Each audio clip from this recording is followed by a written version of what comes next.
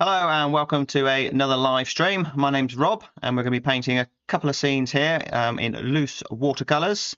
So I'm going to try and keep them lively and spontaneous as much as I can. I shall talk you through the process and let you know what I'm thinking about before I start to paint and while I'm painting, and try and keep you, informed best I can.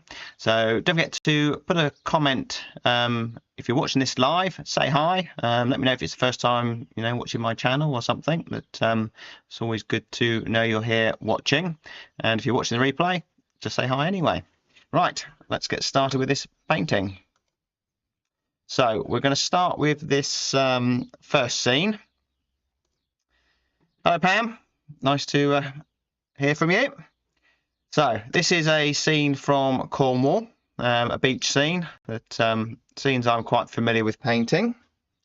So hopefully we'll get a reasonable job, but you never know with watercolour. So I've sketched it out. I've got almost half the paper with sky. So if I just did a plain sky, it might, it'll put more emphasis on here, but I think I will go for putting some clouds in. Maybe I've kind of got this sort of shape going on here, so maybe I'll replicate that in the sky. Maybe just everything pointing towards here, which is my center of focus. So I've purposely just drawn a slightly darker line here, and I'm going to have almost black against white here. So that's my strong contrast, which will draw the eye. The scene is going to rely on the success of getting the wet sand look. So that's going to be an important area to concentrate on. So let's start with the sky, and this is a 11-inch by 15-inch piece of paper. Hello Eleanor and Dean, and this is Eleanor's first live challenge. So if you're painting along, good luck. But there is obviously the replay, so don't worry if you get left behind. You can always pause it and it will just continue as you when you press play. So clean water, I'm just wetting little bits in the sky, not the whole sky, because I want it to create some interesting effects. A bit of blue, and I don't want to go too dark with the sky. A bit of cerulean blue and cobalt blue. Let's mix those two together. So I find the best skies paint themselves, and I need to try and make sure I leave plenty of white paper because you end up just losing it all. Saturday's challenge is very similar sky to this. I'll show you at half-time break, give you a sneaky preview. So I've not got many clouds there, so I've been talking too much and not concentrating on what I'm doing, but it's okay. I'll have a change of plan and go for darker clouds, which actually might be a good idea because on Saturday challenge it did work doing it this way. So there's a couple of ways you can do it. I'll show you the other way. So let's go a bit of warmth down here. I always like to have a bit of warmth in my paintings. Let's bring that up into the sky slightly, and let's just dry that down the bottom a little bit. So I need to put some clouds in with some darker paint. I was going to use the white of the paper, but that didn't quite go to plan. That's not a problem. I need to let it just dry a little bit, because if I go in now with the clouds, it's going to be too wet and they're just going to explode to nothing. So we need to give that a minute or two just to dry. So what we can do is we'll perhaps work on this area down here while we're waiting. Hello from Turin. So we've got an area of light here. The other thing I wanted to do, which when I go live, it all goes to pot, so I'm not concentrating, talking away too much. Let's just lift out some paper here, some white paper, because this is going to be my sort of light area with the water's splashing up. So let's give it a little spray around there.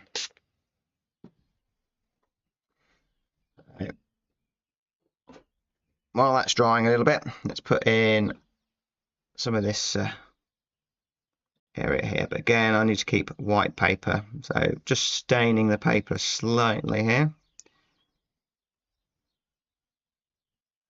This is an 11" by 15". Not sure if I've already said that. So that's the reflection of the sky, and a bit of burnt sienna in there. So I may use a bit of white gouache to put some of this foam on the water. I'll try and save some of the white paper, but if it doesn't work, I've got the option to put a bit of a gouache on there. So we'll let that. So it needs to be very light in tone here, because the reflections are going to what's going to help it. So hello, Elisa. Right. I think that's probably dry enough for some clouds now. I've got the puddle of water here, so that's okay. That'll give me a bit of time to work on the clouds and then come back.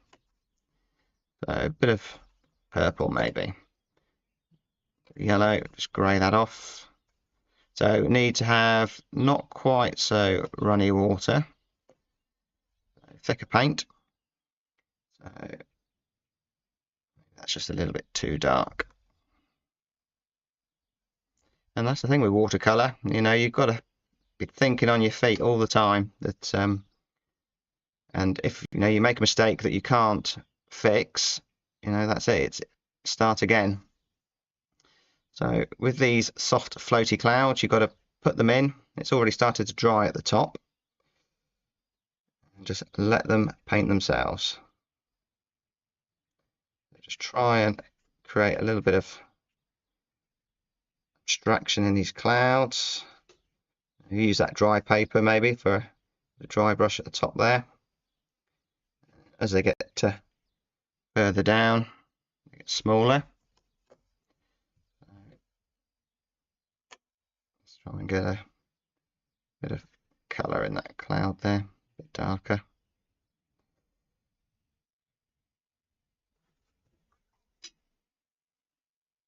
Use a bit of water just to manipulate those edges which started to dry, and maybe just a couple of very small ones off in the distance there.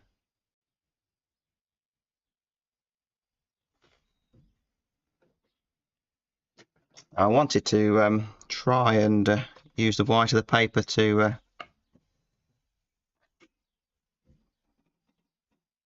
make all this look like it's splashing up, but I'm just going to try something here. Just create a little bit of sparkle there. Maybe go slightly darker with that yellow. Let's turn it into a warmer sky. So the paper's starting to dry now, so I need to not mess about with it anymore. I can go straight into the sea. Just a bit of cerulean blue, and it's quite dark, the sea here, but I will get a bit of softness because that paper is still quite damp. And what I kind of wanted to do in the sky, but it was probably too light, was just use this sort of dry brush method to perhaps create that illusion of the spray as these waves are hitting those rocks. You know, that sometimes, you know, you have an idea with watercolor and, you know, it might not actually work, but you just have to adapt and try something else. So white of the paper is a real powerful tool with watercolor. Maybe just use a little bit of instead of the white paper, maybe just use a bit of a darker tone there, just to create that illusion of something splashing up there. I think that's worked not too bad. Just a bit of water just to soften that. And you know, this will probably, you know, really take effect once, you know, I've got the darks in here. So I need to work down here now. So this is a scene where you've got to really kind of think and plan ahead how you're going to paint it, because it's, you know, a very tricky scene to get the sort of the effect that I'm trying to go for. So paint wet into wet there. So with that little pool of water I had there, that's given me time to come back into this and get softness in here, because this is the wet sand. So this is going to be darker over here. Let's switch to a slightly different brush for a bit more control. Bit of blue and brown, make it dark. Slightly thicker paint, but if I can do this in one hit, the better. So we do need softness here. So, and I'm kind of painting these reflections before the rocks, which can be a tricky thing, but I've kind of thought about it and thought that was the best way to do it. So, and we'll have a hard edge in here, so that can be painted afterwards. So I need to now, before it dries, get soft edge here as well.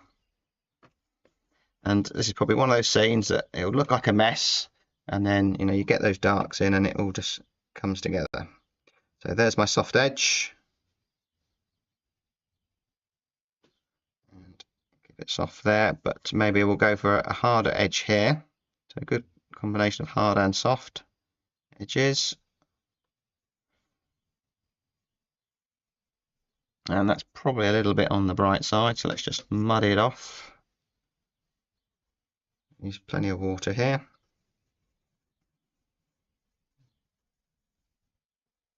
And mix on the paper here.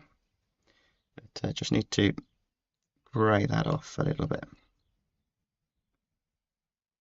But it needs to be I probably will need to go darker here, I would think. But tonal value wise, it needs to be probably much the same as the water here, really. So we'll go with that for now. And just going to clean my brush off. And let's just pull that into here a bit more while it's damp, get more softness.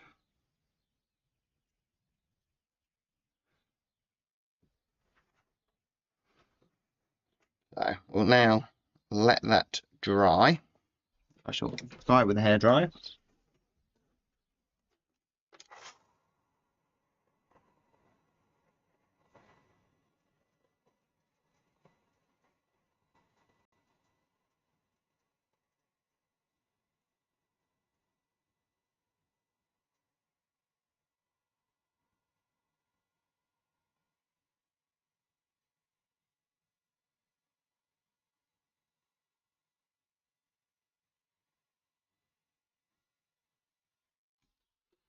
So I can relax for a moment because it's now dried. When the paper's wet and you need to do all this wet into wet stuff, you've got to be quick and you can't mess about. But I can now start to think again what I've got to do.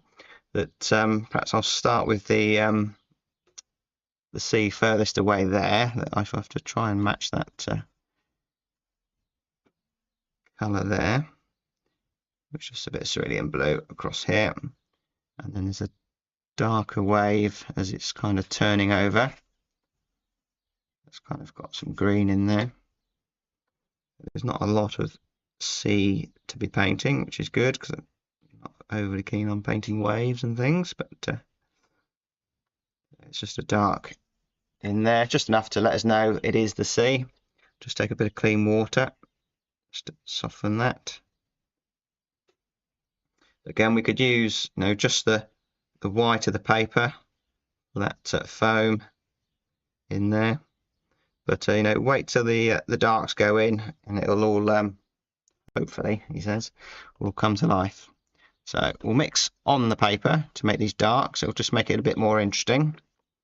So we'll start with a bit of burnt sienna, and although I've got a reference photo here in front of me, I'm just going to paint abstract shapes. It's so much detail on these rocks that I've kind of drawn the lines in where they all kind of point to here. But I'm just going to concentrate where I can see light bits and dark bits. Keep it simple. So it's not going to be a photographic looking painting. It's supposed to be a loose, spontaneous painting.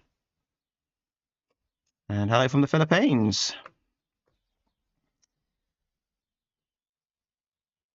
Let's go dark over here. So there's a rock off in the distance there. Another one there. And the tendency with these rocks is just to paint them all the same. So you've got to try and vary them slightly. So leave a little bit of sparkle, so white paper and that first yellow wash that we did. Nice and dark at the top. A bit of red, a bit of blue, a bit of brown, a bit of burnt umber. And just mix all the colours. Nice dark here. And while the paper's wet like this, you know, you can mix so many colours into here and you won't get mud. It's when it starts to dry, that's when you get mud. So I can actually see quite a lot of blue in these rocks. So we'll get some of this darker tones in and then just come in with some blue while it's still wet, the paper.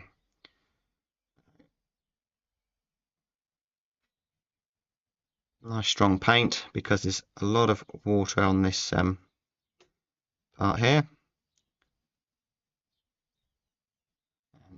It will all just keep mixing. There's a nice strong shape there. Dark down here. So we'll probably leave it at that. That's looking okay.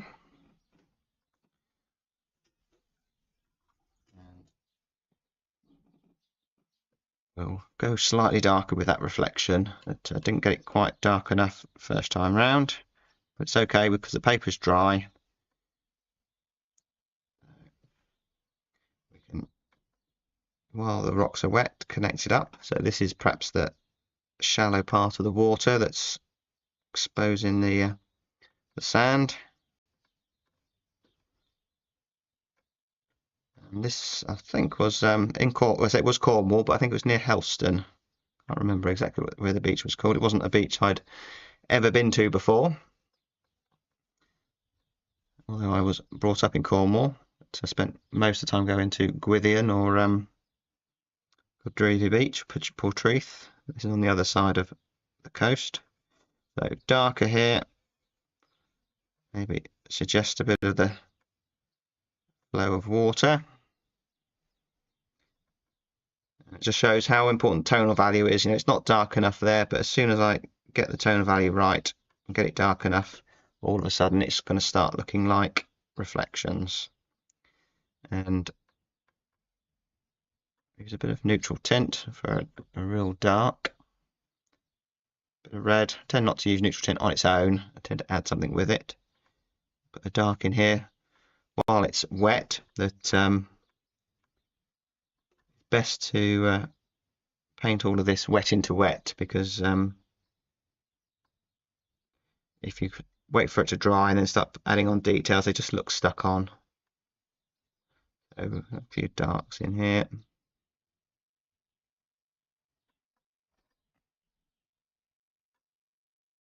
So let's move on to the other side before I overwork that.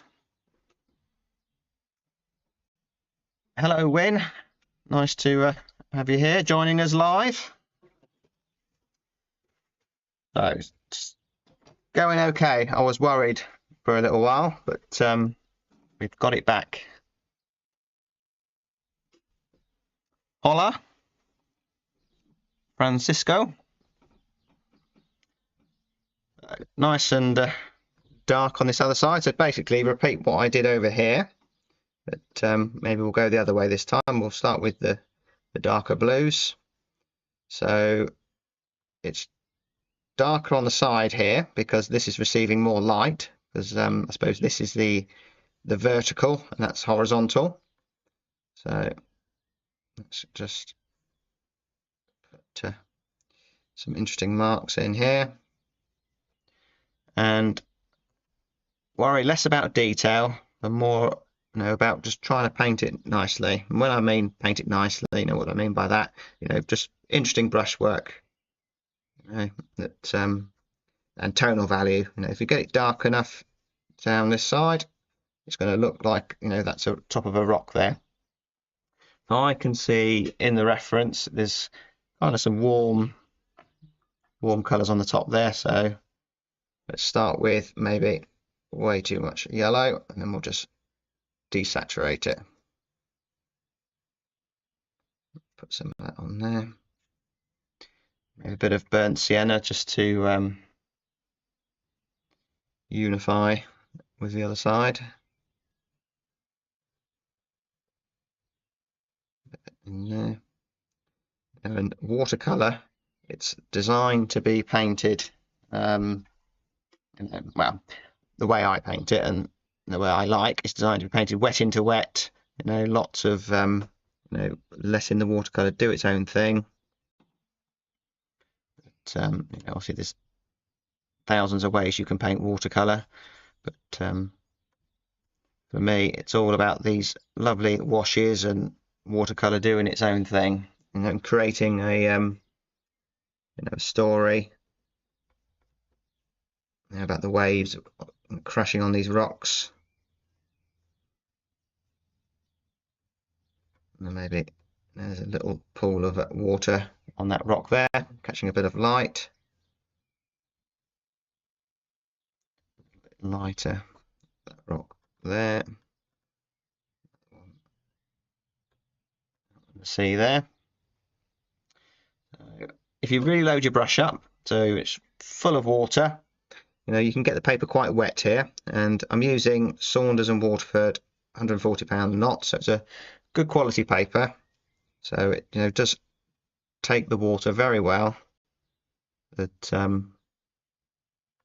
you do need good quality watercolor paper. There's no exception to that rule.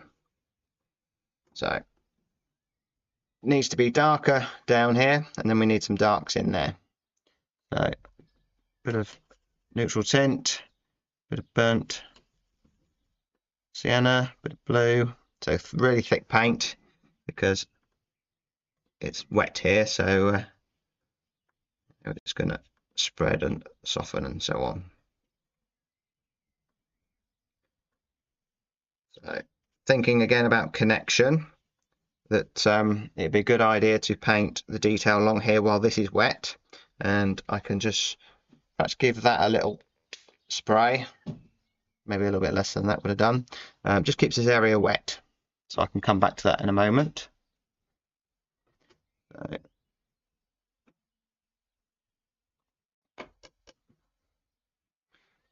So we've got this reflection here, which is a hard edge. And this should make it look like wet sand, hopefully. And you have to remember that watercolor does dry a little bit lighter, so you kind of got to just take that into account as well, to a certain degree. So we can see a little bit of something in here. So I'll try and get away without using gouache on here, but sometimes you can't avoid it. Just using the very tip of the brush. This is a fairly new Escoda Perla, so it's got a nice point on it to do all this stuff. You can kind of see it switches kind of to blue here, so let's go to blue.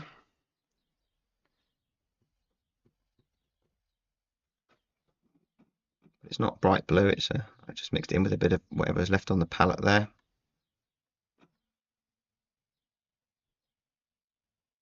It's a perfect opportunity for someone who likes doing photorealistic paintings to capture all this detail, but I don't have the patience for that.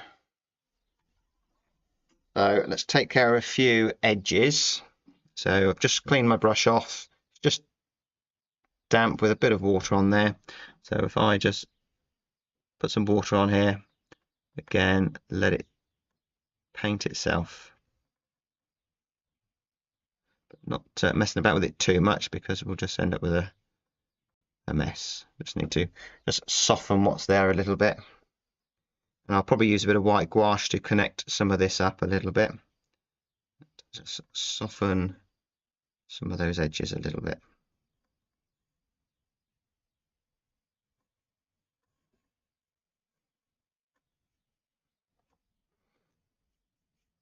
Bit of yellow in here. So back over here before it dries. So strong paint, because it's still damp. Bit of blue and neutral tint.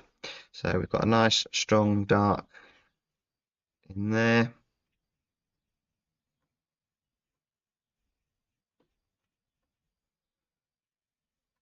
It's quite nice how it's running across there.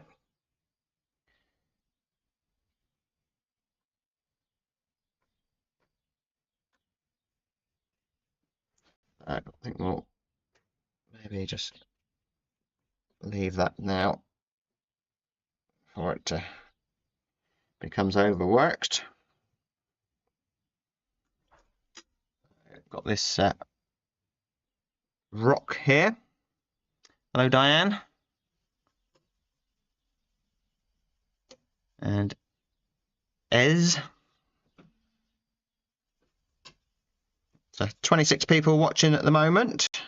The last week's live stream currently got nearly 7,000 views. So people do watch the replay as well if you missed the live stream. That I'm thinking about doing some more live streams on my Patreon page for patrons, maybe sort of, just while I'm in my studio, and perhaps some of the drawing stages that I don't include on YouTube, because I don't think people swipe away if it's not straight to the painting. But a lot of the time the drawing stage is quite an important part of the painting, so I shall perhaps try that as an experiment to see whether that's something patrons would find useful. And welcome to all the new patrons who've joined this week. Quite a few people have joined. I think I've made a conscious effort to actually mention that I have a Patreon page. That there's a lot of content on there, so I need to make sure I tell people about it. So just using a bit of dry brush there, that works quite well, that rock. It looks like there's water spraying up there. Let's just not lose that.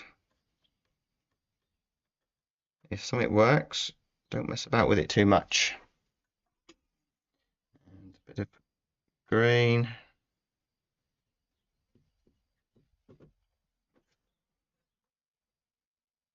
Just a little something in there. So let's use a bit of dry brush. Just try it.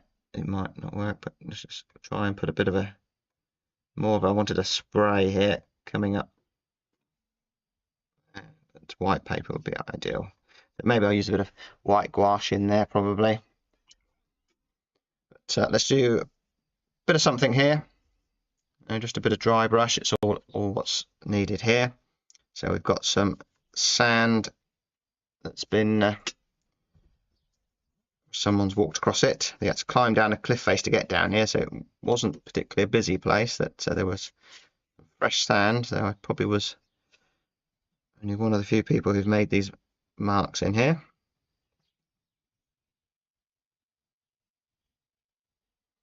Don't need a lot here in the foreground. But I don't want to overwork it.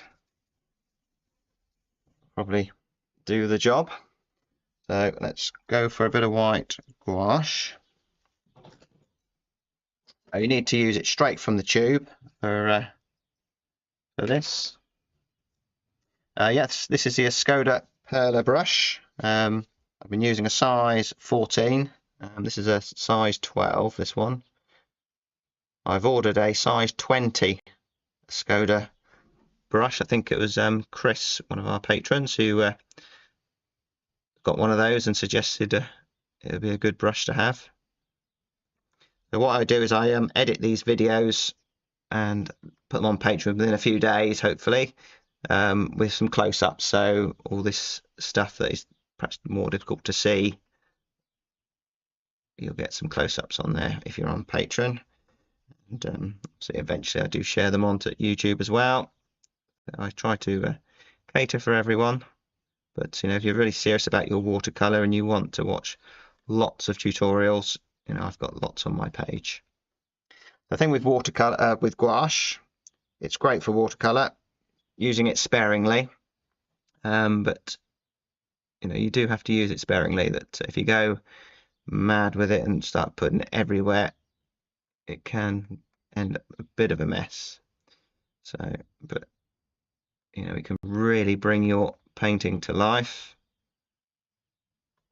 just with a few little bits here and there. See a little bit across here.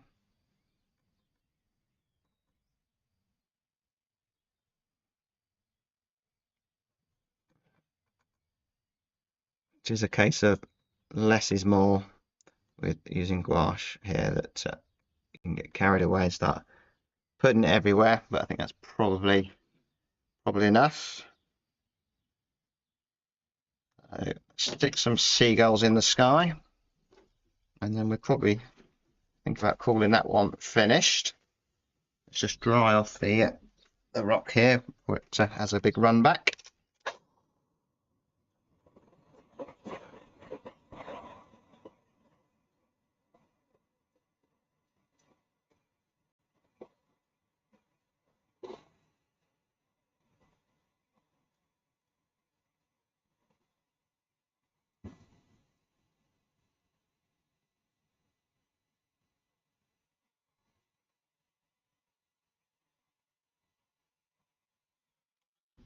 Before I go for the seagulls, the sky is looking a bit weak, I think.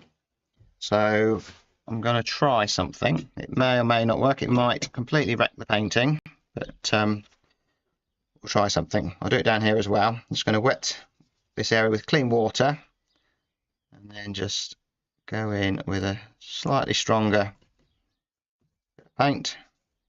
What that will do is make it look like it's a little bit closer to us in here.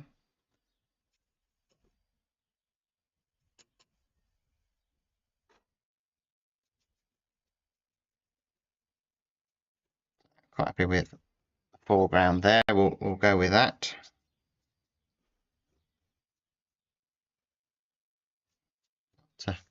To fiddle. There's a dangerous stage with watercolor. You think, you know, I'll just do this, and you just wreck it. But I haven't wrecked a watercolor on live YouTube yet, so maybe now's a good time to do it. So I'm going to turn the paper upside down.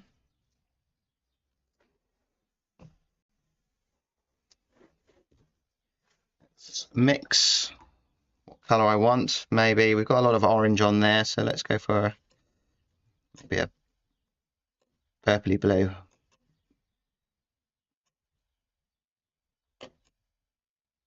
I've prepared this mix. So clean my brush off. So clean water. Don't press too hard, just lightly work the paper. So this is kind of a fix. You know, with watercolor you always want to avoid doing that, but sometimes it can save a painting.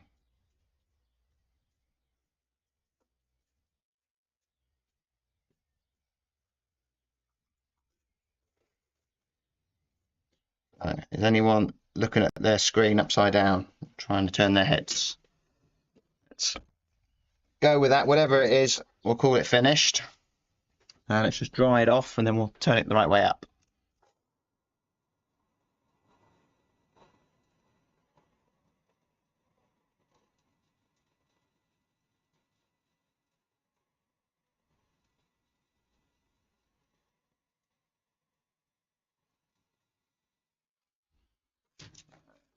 Take that tape off. I will need to add a few seagulls though.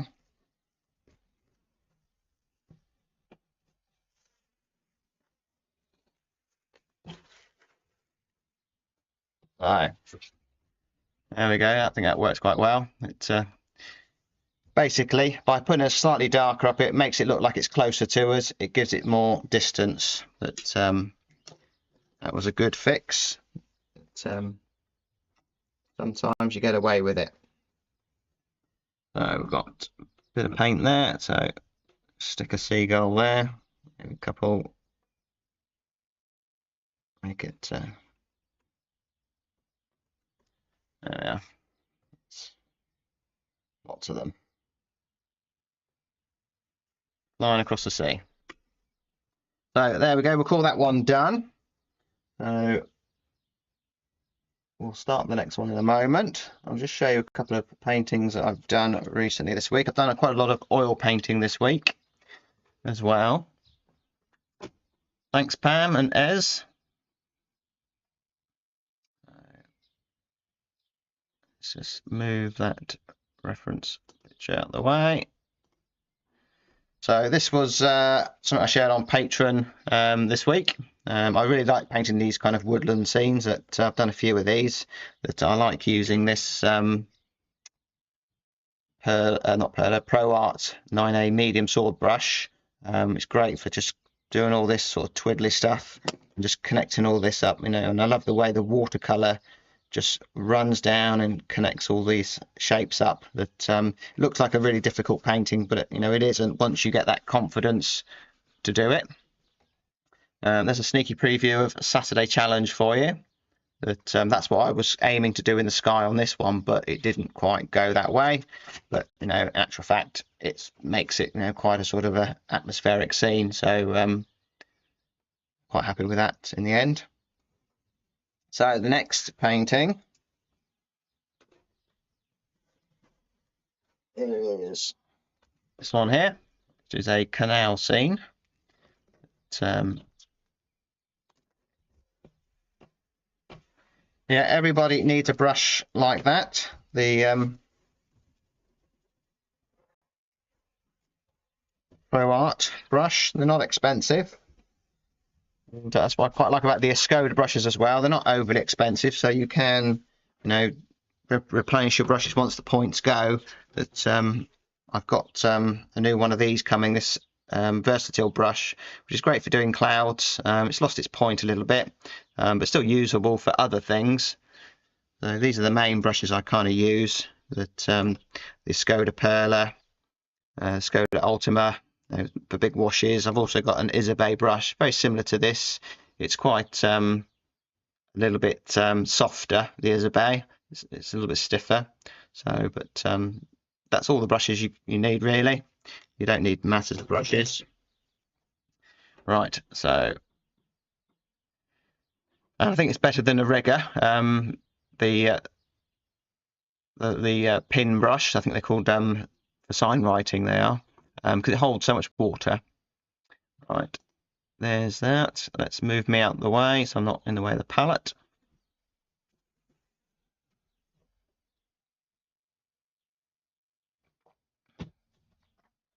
So this scene, move my reference picture across so I can see what I'm painting. There's actually obviously a boat here which I'm going to leave out. I think the scene will be a bit busy with that boat there, so I want to go for atmosphere and concentrate it on this boat here, and you know, possibly might even maybe throw a shadow across here, see how it goes, the painting. Right, so start with the sky, and you notice I'm not necessarily going to clean my palette off. I'll just start with the colors on here. This is now a muddy yellow ochre, but it'll give me natural looking colors. But colors straight from the tube tend to be a little bit bright. Warmth in with a bit of blue. Let's go dark at the top. Let's not make the mistake of being a bit too weak. See, every time you make a mistake with watercolor, you learn something. And this first wash kind of, lets you know how the rest of the painting's going to go, or, what colours you're going to do, or what mood you're going to set. So it's quite dark, the sky, so it's going to be, probably a end of day, sun's just gone down or going down kind of time. So we've got Distant Hill here, which I'm going to paint that nice and soft, wet into wet. I will need to wait for this to dry a little bit here, because there's a house here which I just want to just suggest the shape of it there, that it's too wet at the moment. When the paper's really wet like this, all you can achieve are soft, explosive shapes that you have no control over, really. So bear that in mind. If you want something with a bit of detail, you've got to let it dry slightly, so it's just damp, or let it dry completely. So let's go back to the yellow ochre. Maybe there's a field here that I don't have to follow that reference picture. I can change things about to suit the painting, or to what's going to make a better painting. So it's quite nice, that house there. It's a pub there that I think this is on the Northamptonshire Canal, Penny Compton, I think, possibly. But a lot of these places on the canal, they all look very similar. So this is the backdrop. So I don't need to worry about what's going on here, because it's all going to be about the boat. That people should be looking at the boat, not those distant fields. So you can go dark on the bank here, and I'm kind of probably going to go with the blue and yellow theme. That it's good to have a dominant colour in your paintings if you're going to go for atmosphere. But the previous painting we just did was probably an orange and blue, mainly orange painting, really. So I'm going to paint around that boat. So with all this stuff here, we can be quite loose with it, and it doesn't need any detail at all, because if we put too much detail here, it's going to distract away from what we're actually wanting to paint. Right. That's actually part of the other boat, which I'm not going to paint there. But, this boat here is probably a few hundred years old, or 100 years old probably. It's designed to carry the coal and whatnot along the canal. And not sure what's going on here, so I'll just stick a tree there or something. There's the bridge for the canal. Let's just pop that in before I forget it's there. Again, it's not really about the bridge, this scene, it's about the boat, so all I need to do is just suggest that the bridge is there. It's probably dried sufficiently now to paint that house. So just going to paint it as a silhouette. Don't go too dark with it.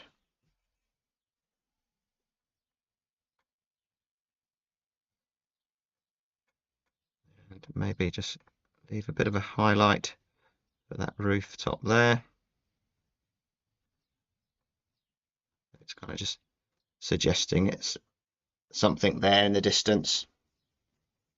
So before it dries, let's throw in a couple of trees, I think, just to break it up a little bit. That there are some trees here, but if I put them wet into wet, they'll kind of just soften, and they're there, but they're not going to cause any problems. Maybe even one on top of that hill. So the paper's just damp. It's another probably 45 seconds it'll be dry, and that's the sort of stage where you can put stuff in and get control, but still get a soft edge. And that's learning watercolor, is learning how wet the paper is, how much water to paint ratio I've got on this brush, And that's why it takes such a long time to learn watercolor, because there's so many variables. Right, it's now starting to dry, so if I continue to work on here, it'll end up a mess. So move on from that. So let's put the wash in for the water. So let's just clean one of these off a little bit.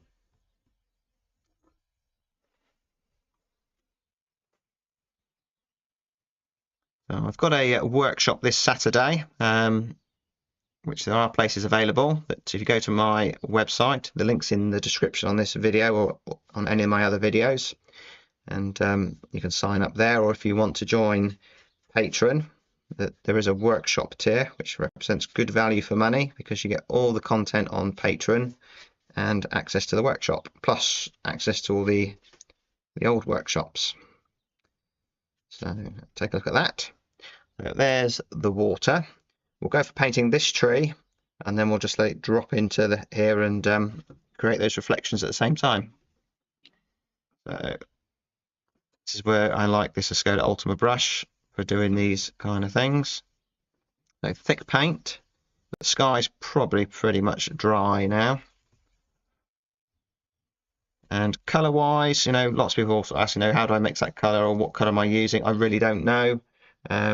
I just keep going until I get it dark enough. I just wanted a kind of a dark green, which has kind of got a bit of warmth looking to it. So I just keep going until I kind of get that color. It's just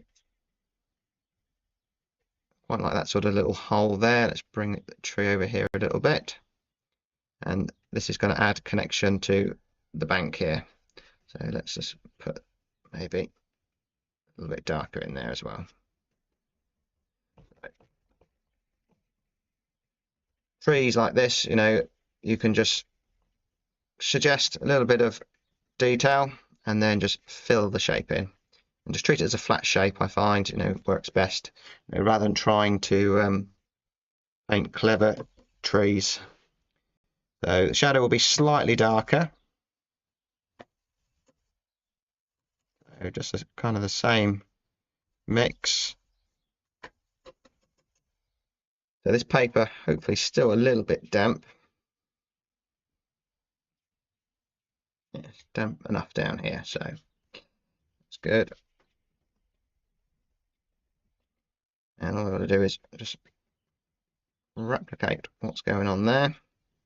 Because the reason I've left that other boat out, because it's going to rely on the light, dark against light again, always looking for that opportunity for contrast and connection. Now, this shape is connected to here. So let's just switch to the other brush. Maybe we'll just have a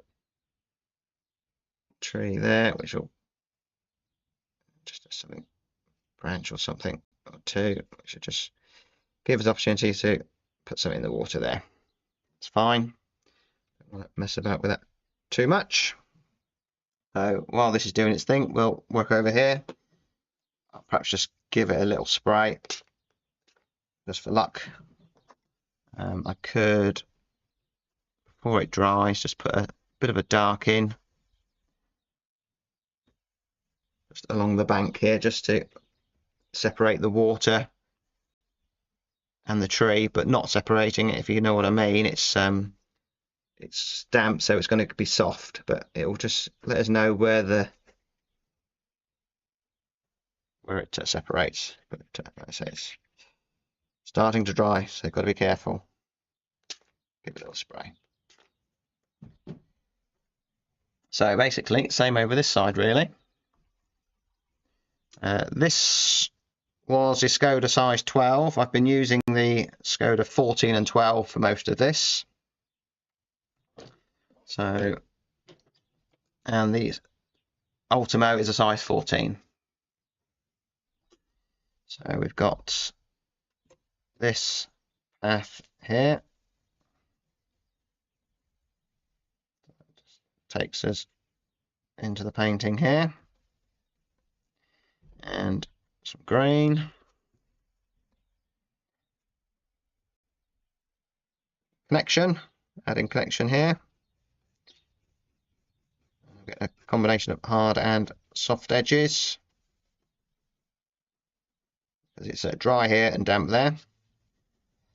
But I need to go fairly light in tone with this grass area, because I think maybe a shadow across here could be good, because maybe the sun is over here. Don't know, we'll see. It's hard to tell until we kind of get to the stage where we need to do it. Maybe if I throw a bit more yellow on this side, it'll give the impression that the sun is shining on here. I like the idea of putting a shadow across here. So, darker. And this is why you need fresh paint straight from the tube. I would struggle to do this painting using pans. I know definitely I would. I need tubed paint, because it's the only way to get these darks is to have fresh paint. Dark against light in there, and switch between the two. Lighter tones in there. Hello, Songwriter 63. That's not a creative talent I have, music. I did have a guitar once, but it stayed in the corner of the room for most of the time. So, darker. Real dark in here. And by having these darks, that's what's going to create the light.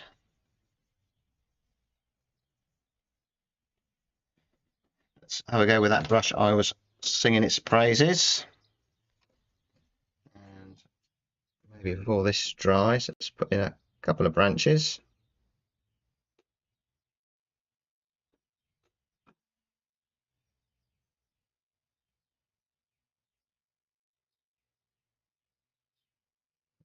Too mad. Just throw a bit of water on here.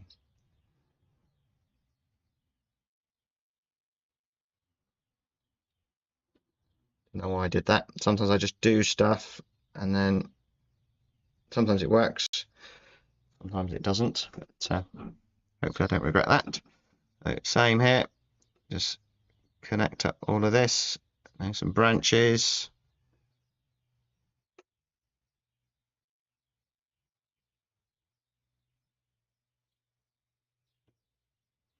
And you can get away with just a suggestion of just a bit of detail. And all of this is just to support the boat. The painting's about the boat. None of this stuff is important, but it needs to be nicely painted for it to work. We need to sort out the. Okay, Eleanor, we'll catch you on the replay. So.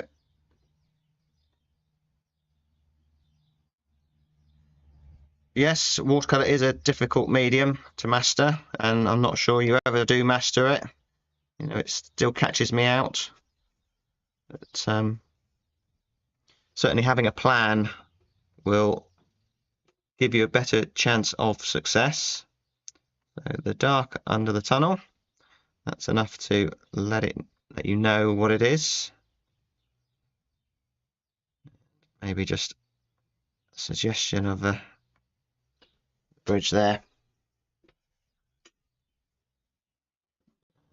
Because it's a long way away, I don't want really hard edges there, so I'll just use a bit of clean water just to soften that a little bit.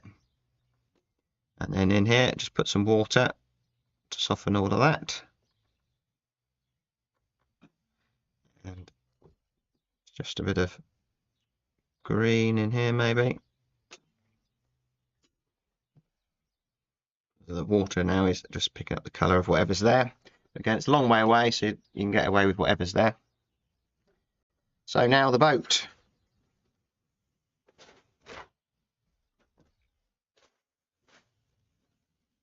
And where I sort of just threw a load of water on here, it's pooled here, so we're going to get a run back there. But it creates interesting effects on the watercolour paper, I find. It's worth having a gamble occasionally. So nice and dark with the boat. I'll use a bit of that neutral tint and a bit of red. I find the alizarin crimson, that works well. Creates a nice interesting black. So we've got dry paper here so we can get hard edges. So nice crisp edge across here on the top.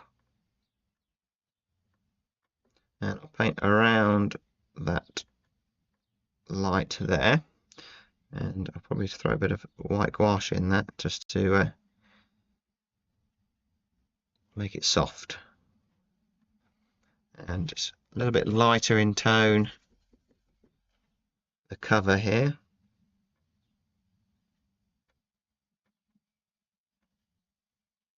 And we've got a really loose painting so far.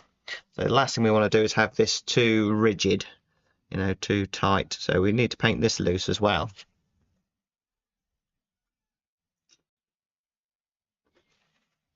Now the paints I use are Rembrandt tubed paints.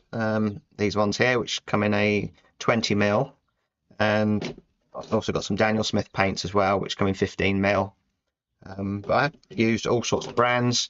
They're all much of a muchness as long as you're using artist quality, not sort of just cheap watercolors. Some of the Cotman paints, the Winsor & Newton Cotmans, they're okay if you're beginning. But move on to the professional grade as soon as you can. So this is white gouache, just throwing that in there, and a little bit across the top here as well. And hopefully that's going to create a nice, interesting effect. Let's see what happens there. And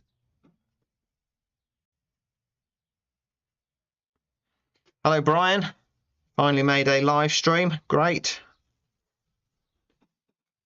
It makes it very exciting painting live. That obviously when I'm doing my normal tutorials, I'm filming them, and if I mess them up, I can just delete that video and have another go and not be embarrassed. But obviously with live, I don't have that luxury. But I think it possibly makes me think more about what I'm doing. I've got to make sure I've planned out how I'm going to paint it, and that's something I do more and more these days, is really plan my paintings and think about what I'm going to do, how I'm going to paint it, and I have a lot more success doing that. So I would advise you, if you can, do the same. Have a plan what you're going to do. A thumbnail sketch is always useful. But on my workshops, I tend to start with a thumbnail sketch just to sort of talk through what we're going to do. I like the idea of putting a bit of red in there for some reason. So carry on with the boat. And gouache is a wonderful tool with watercolour, just the white gouache. I just added a little bit in here, but it's creating all this interesting stuff on the side of the boat there.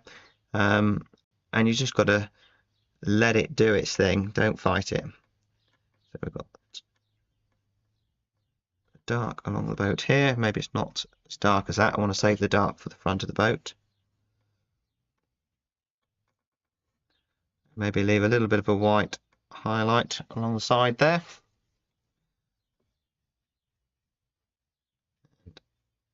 Comes down to here. Let's leave the little puddle of water down here, because if we go for a shadow across here, we want to connect it to the boat. And this is looking a little bit weak, so I think a shadow is going to be a good idea. Unfortunately, these kind of decisions, you think, well, I'll have a go at that, see if that will do it. It's normally at the end of the painting, so if it doesn't work, you've wrecked your painting. You can't worry about things like that you'll never do something special.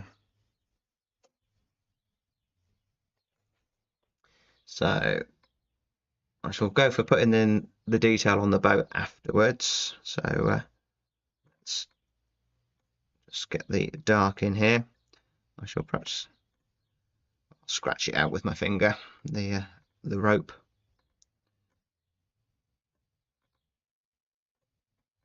Nice crisp edge there. And you need to get this dark first time. If you have to go over it, you just lose that sort of fresh watercolor look. You know, it becomes, you know, looking a little bit overworked. So there we go. And we've got the bumper stop at the front. I can't remember what it's called. It's called a braised nose or something. I can't remember now. But I've spent a bit of time on a canal boat. I should know. A little bit lighter there. Come back to that in a moment.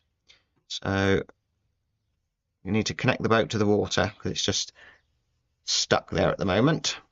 So to do that, paint the reflection. So paint into the boat so it connects to the boat.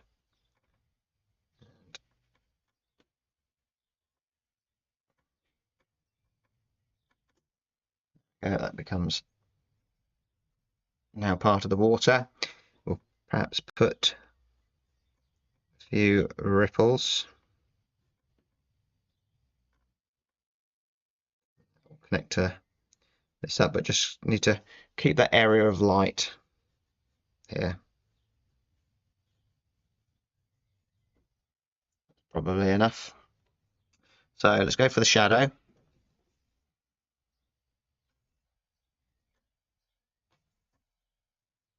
Bit of red, blue. Let's just go for a wash. We'll try that. So I can kind of see where the shadow actually is on the reference picture. We'll start with that and decide if we want to make it bigger.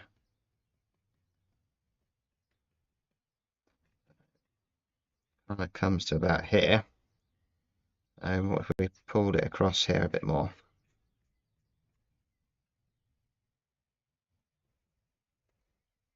Use a bit of clean water. Soften that.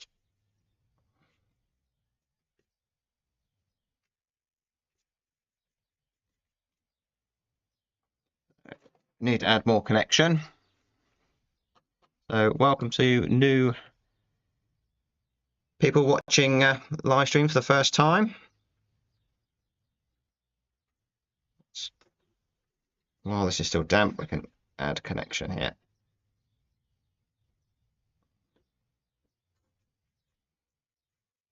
Bit of dry brush.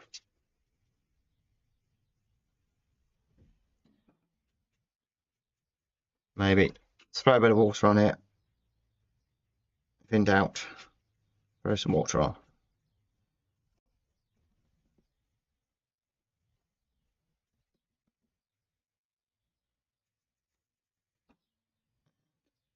With a bit of something here along the hedgerow. Don't need a lot there really.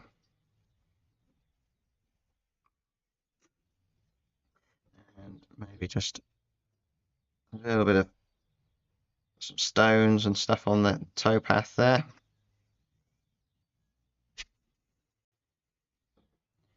Don't need much there. So let's dry that off and see what we've got.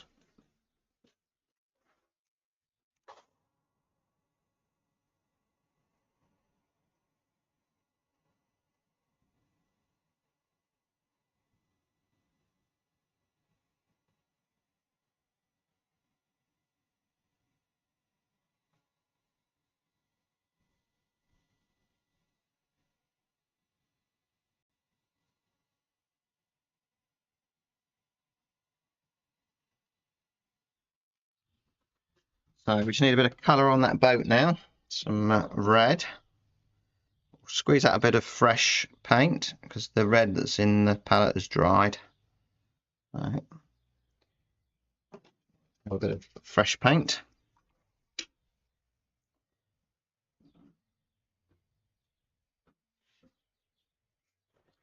We can see a little bit of red on that side. And I was going to scratch out that line, but I should have done that before the paper dried. But we can get around that. I'll show you in a second. So this is really the only bit of sharp detail I might do. Just get this looking fairly decent. Okay. Is there anywhere else we could get away with just putting a touch of red, maybe? And there's actually some blue as well. They're very colourful, the boats. But maybe they painted them just to cheer things up a little bit. I suspect it was quite a tough life living on the cut.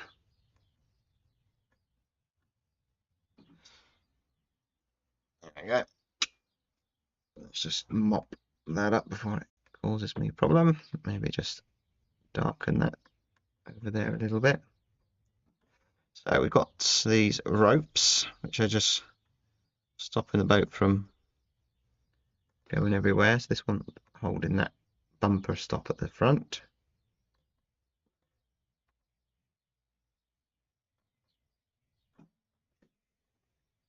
So when this was wet or damp, I could have scratched with my finger out, but I missed that. What I can do is just use a bit of water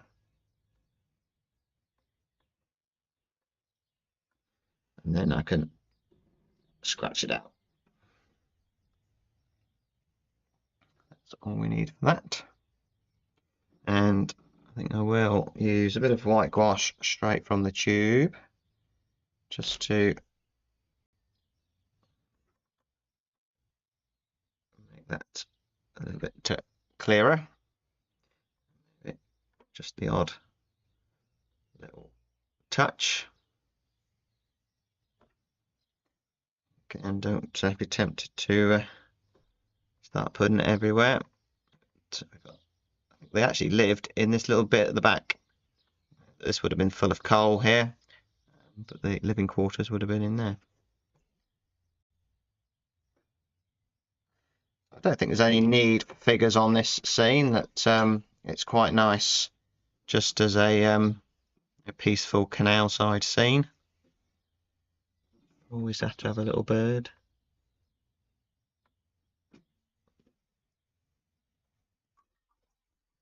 So have a look at it. Is there anything you need to do? If you can't see anything on there, it probably means you're finished, that you know, you don't need any more.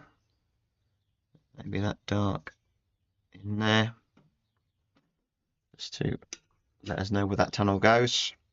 So let's take away the reference picture so we're not comparing it to that. So let's take the tape off.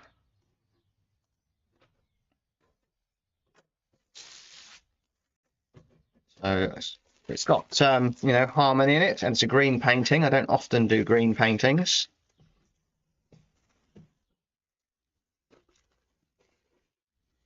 And just that bit of colour on there and the white of the paper, that really sort of makes the eye go to here. And you know, we've got some sharp edges on here, but everything else is very soft, so it draws the attention on here. And you know, I quite liked how this worked, that you know, the boat connects up to the side of the bank here, and you know, again, we've got connection all the way through the painting here. You know, we've got the sky, the blue part, we've got the soft warm haze of the sun is perhaps just disappearing off over here, connects to here. Got all this softness in here which connects to this tree. All that chuck in the water business on there has worked lovely. That when I do the close-ups on here, I'll show some of this. And it all connects down here. We've got soft edge here which connects to the foreground, which connects to the boat. So it has a wholeness, and that's what I look for. So thanks again for joining me live. I'll just show you the first one again. So that was the first one. That worked quite well. And obviously a very different scene, but very similar techniques. But the important thing was I planned it. So thank you for joining me live. Don't forget to check out my Patreon page, and I shall see you for Saturday challenge, and on Patreon and on the next live stream, which should be next week. I'm actually going live with oils tomorrow. I plan to. So if you're into oil painting, check out my oil painting channel. Links in the description. So I shall see you again soon. So bye for now.